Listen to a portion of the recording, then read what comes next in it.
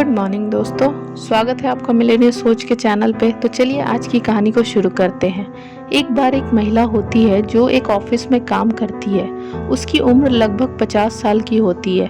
उम्र के इस पड़ाव में उस महिला के पैरों में दर्द रहता था। इस कारण से उसको आने जाने में दिक्कत का सामना करना पड़ता है, लेकिन घर का खर्च चलाने के लिए उसको नौकरी करनी पड़ती है।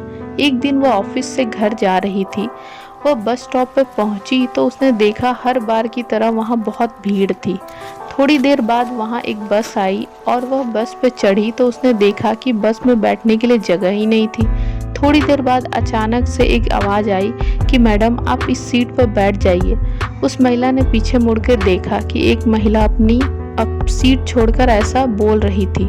उसने गौर से देखा कि वह महिला मजदूर थी, तो उसके साथ वहां बस स्टॉप पे खड़ी थी, जो कि दिन भर मजदूरी करके अपने घर जा रही थी।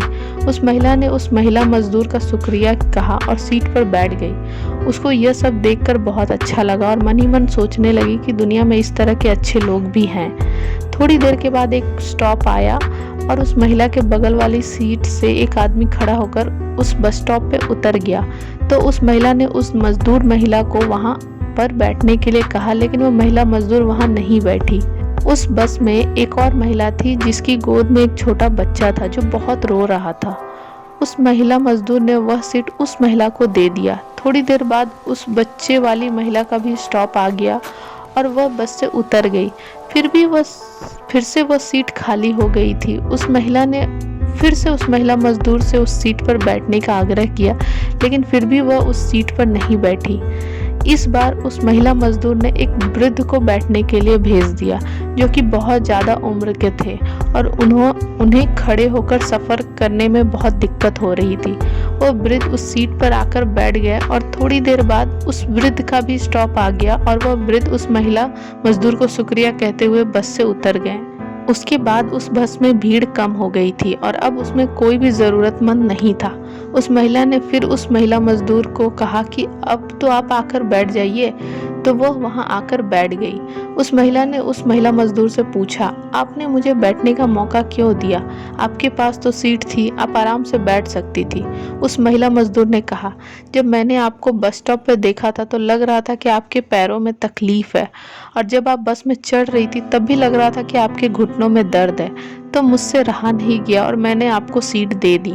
फिर उस महिला ने कहा कि जब 2-3 बार सीट खाली हुई तब आप वहां आकर बैठ जाती।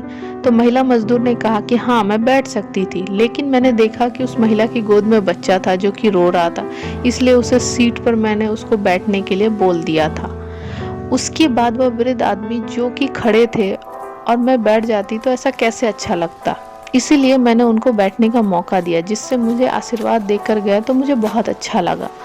तो उस महिला ने उस महिला मजदूर से पूछा कि आप ये रोजाना करती हो या फिर आज ही कर रही हो? तो उस महिला ने मजदूर ने कहा कि यह तो मैं रोजाना ही करती हूँ, और आगे कहने लगी कि मैडम मेरे पास दान करने के लिए पैसे तो नहीं है, मतलब कुछ भी नहीं है जिससे कि मैं पुण्य कमा सकूं।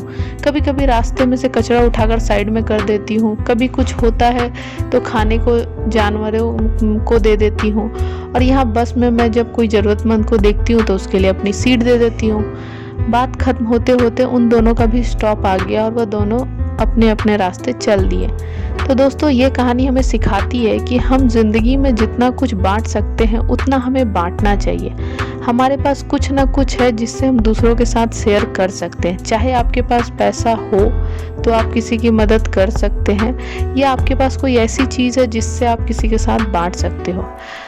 अगर आप ईमानदारी से किसी की मदद करेंगे तो ऊपर वाला भी आपकी मदद ज़रूर करेगा, क्योंकि आपको भी पता नहीं चलेगा कि कब ऊपर वाला किसी इंसान के रूप में आपके पास आ जाता है। तो दोस्तों, आपको ये कहानी कैसी लगी हमें कमेंट के माध्यम से ज़रूर बताएं। इसे अपने दोस्तों के साथ भी शेयर करें और बहुत जल्द हम एक नई स्टोरी के साथ मिलेंगे। तब तक के लिए धन्यवाद।